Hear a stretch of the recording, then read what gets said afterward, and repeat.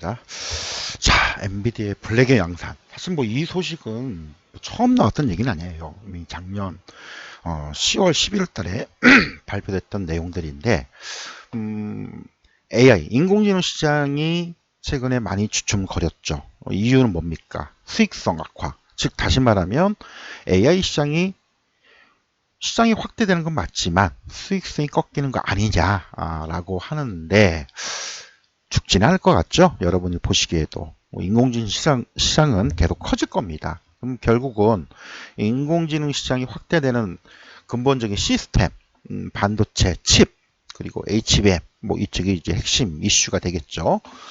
그래서 이 부분을 좀 살펴볼 필요가 있는데, 최근에 뭐 잭슨 왕이 발표했던 내용들은 이미 다 알고 있고요. 근데 이제 블랙웰이라는 게 뭐냐? 예, 많은 분들이 이제 아시는 분들도 계시겠지만 모르시는 분들이 계셔서 다시 한번 설명을 드리면, 뭐 쉽게 정리를 좀 해보자면, 뭐 기술적인 부분이니까 간단한 용어만 정리를 하자면, 이제 기존 그 트랜지스터 2080억개, 2080억개 대비해서 30배 빠른 AI 속도를 처리를 합니다. 그렇죠? 여기 이제 화면에 보이듯이 블랙홀 시리즈 이 기판이 굉장히 크죠. 쉽게 말하면은 우리가 최대 특히 이제 GB200 슈퍼칩 같은 경우에는 이런 72개의 GPU 그래픽 카드죠. 예, 그래픽 처리 칩합과 36개의 CPU를 병렬 연결을 해서 초대형 데이터 센터를 구축한다는 겁니다. 그동안에 이제 AI 도입하는데 가장 큰 문제점이 뭐예요?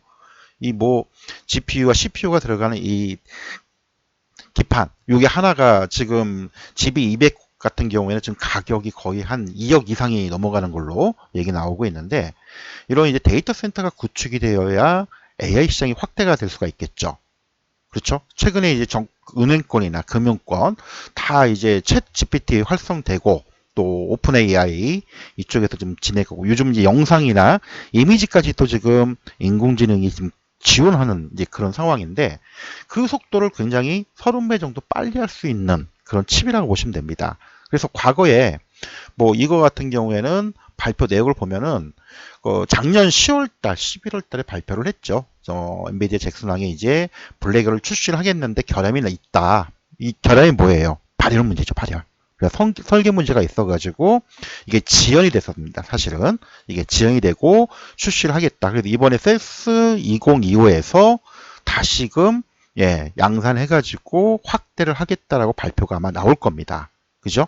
그래서 지금 뭐 미국 주식 하시는 분들은 엔비디아 관련된 이슈를 많이 보기도 하고요. 또 국내 엔비디아의 AI 칩 개발에 가장 특이한 HBM 쪽 좀 양산하는 쪽 하이닉스, 뭐 이것도 좀 다시 좀 부각이 되는 이슈 중에 하나가 바로 이 부분이죠. 그래서 최근 이제 브로드컴도 이런 이제 AI 칩을 개발한다는 소식이 들리면서 관련주들이 불끈했었죠. 지금 뭐 엔비디아뿐만 아니고 브로드컴도 좀 뛰어들었고, 또 AI 시장에는 다 아시겠지만 이제 마이크로소프트, 구글 쪽이 지금 치열하게 각축전을 벌이고 있습니다.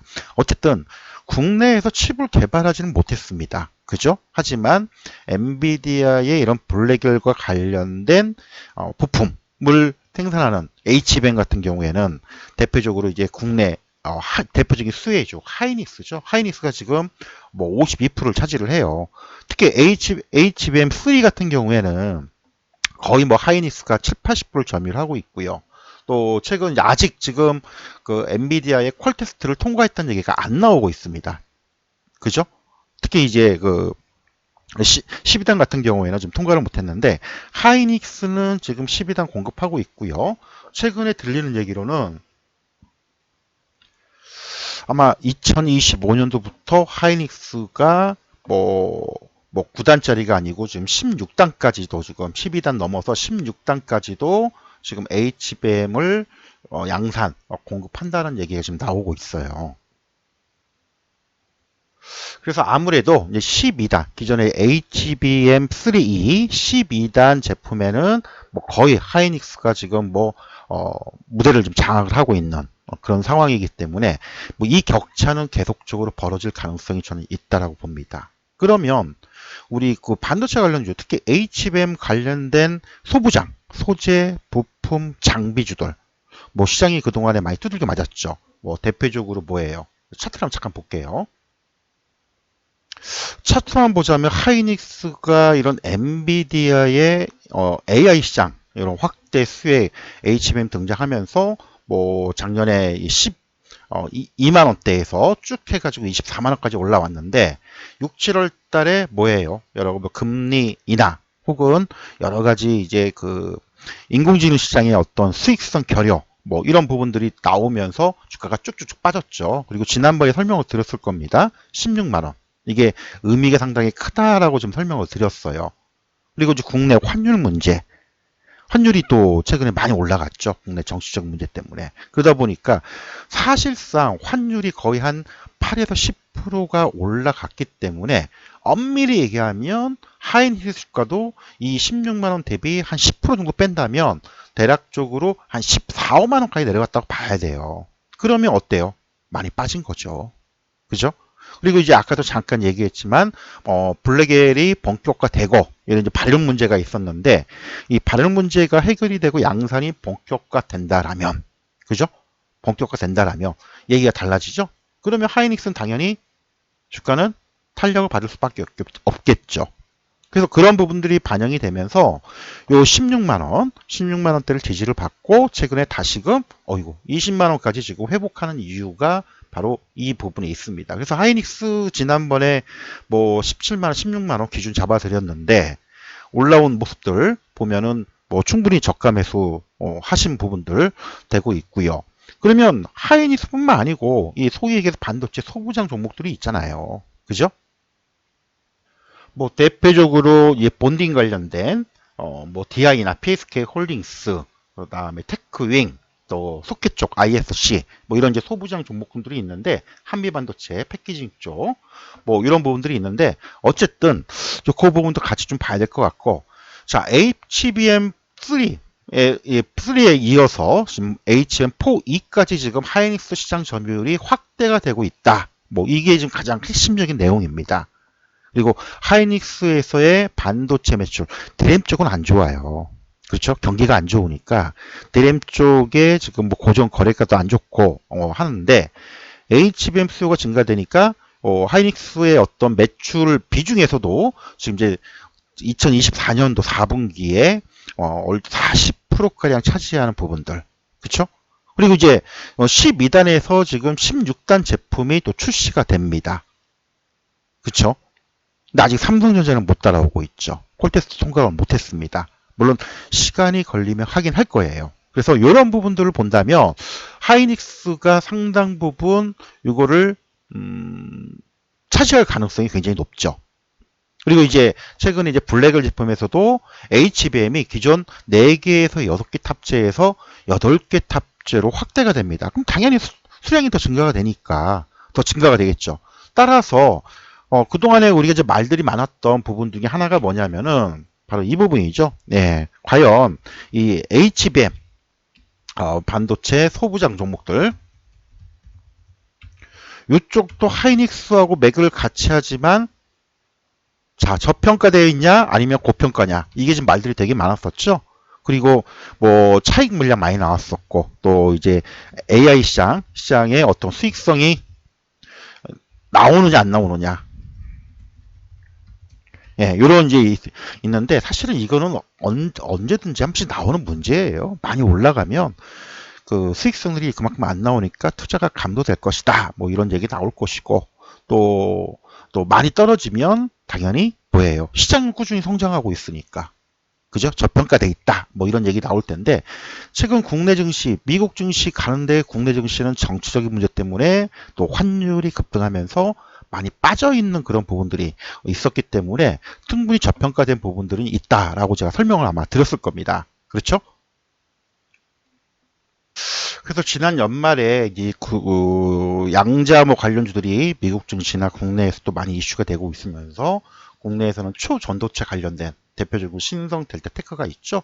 요거 설명을 드리면서 제가 연말에 이 반도체 관련된 이슈들 좀 몇 개 설명을 아마 드렸을 겁니다. 그래서 뭐 이게 이제 12월 27일인가요? 6일인가요? 예, 설명을 드리면서 요 관련된 하이닉스, 테크잉, DI, 뭐 이수페타, 한미반도체 하면서 이 관심 종목으로 이렇게 설명 아마 드렸을 겁니다. 그래서 대표적으로 이제 뭐 솔리드, 이오 테크닉스, 유리기판 쪽이죠. DI, PSK 홀딩스, 뭐 이런 종목군들 같이 설명을 드렸었는데, 요 뉴스도 설명을 아마 드렸을 거예요. HBM 쪽에 마이크론도 지금 추가, 기존 월 2만 장에서 월 3배 늘어난 월 6만 장까지 생산을 할 것이다.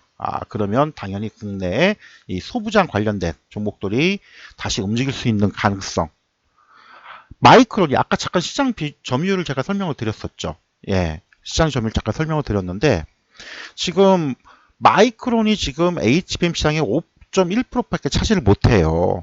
하이닉스는 거의 10배죠. 그럼 얘네가 지금 3배 이상의 월 생산 캐파를 늘리고 있다는 얘기는 하이닉스 입장에서는 최소 기존 생산 캐파에서 5배에서 10배 이상 계속 증가가 되고 있다라고 좀 봐야 돼요. 그죠? 그럼 당연히 얘가 수혜를 받을 수밖에 없는 부분들. 그러면 HBM을 생산하기 위한 장비, 소재, 부품주들 따라 움직일 수밖에 없겠죠. 그래서 그 부분 때문에 제가 요거를 이제 설명을 드렸던 이유 중에 하나입니다. 그래서 DI 관련된 이슈를 이제 계속 말씀드렸고 13,000원, 14,000원 올라올 때 체크를 계속 했었고요. 그 다음에 뭐 브로드컴 이슈 계속 나오면서 뭐 당연히 이런 부분들이 나온다. 요걸 좀 설명을 드렸고, 그리고 오늘도 좀 불끈하는 모습이 연출이 됐죠. 같이 한번 볼까요? 예, 차트를 한번 볼게요. 여러 가지 그 한미반도체 같은 경우에는 뭐 과거에 비교해 보면 뭐 17,000~18,000원대에서 18만 원 갔는데 2024년도로 한정 놓고 보면 6만 원대에서 19만 원까지, 그리고 반토막 이상 상승폭 50% 되돌림을 했고, 요거 67, 8% 되돌림을 줬던 요 7만 원 선까지 내려왔죠. 많이 빠졌죠. 그죠? 그리고 테크윙 보겠습니다. 테크윙도 마찬가지. 2024년도 기준을 놓고 본다면 거의 만원대에도 7만원까지 7배 상승했어요. 반도체. 엄청나죠? 예, 뭐 엔비디아가 뭐 5배 상승해가지고 많이 얘기들 하는데, 국내 소부장 반도체 HBM 쪽 종목들도 많이 올랐어요. 따지고 보면. 근데 우리가 이제 연초 기준 놓고 본다면 테크윙 같은 경우에 또 뭐예요? HBM 그 본딩 기술, 이게 이제 크게 부각이 된 거잖아요. 다층, 적층을 시킬 수 있는 본딩 기술을 TBC 기술을 가지고 있기 때문에, 그래서 만원대에서 7만원까지 했지만 50% 되돌림보다 더 내려왔던 부분들 3만원까지 내려왔었죠. 근데 실적이 꺾이는 건 아니잖아요. 그렇죠? 그래서 대표적으로 뭐 DI도 있고 PSK 홀딩스도 마찬가지. 얘도 2024년도만 놓고 얘기를 하자면, 예, 얘는 올라갔던 거 거의 뭐 25,000원, 3만원대에서 85,000원 찍고 한때 12월 달에 3만원까지 빠졌어요. 오른 거 다 토해냈죠. 실적은 더 좋아졌는데 뭐 여러 가지 고평가 논란, 블랙일 출시 지연, 그리고 이제 차익 실현 물량, 또 환율 문제, 뭐 이런 게 복합적으로, 그렇죠? 그래서 이런 부분들이 지금 반도체 소부장 종목들에 다 영향을 미치고 있습니다. 이수페타 같은 경우에는 이제 인수 소식 때문에, 유상증자 문제 때문에 좀 말들이 많았고요.